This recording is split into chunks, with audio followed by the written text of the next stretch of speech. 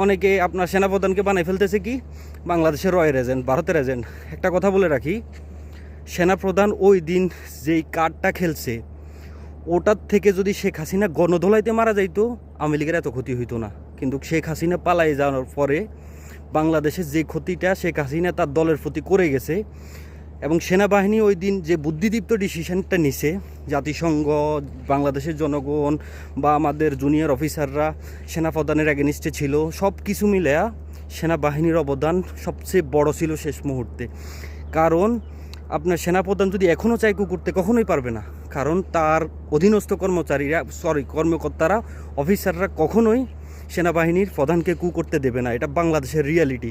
কারণ সবাই ভালো করে জানে হাসিনা ফিরলে আগে 57 জন গেছে, সামনে হয়তো 5700 অফিসার নাই হয়ে যাবে।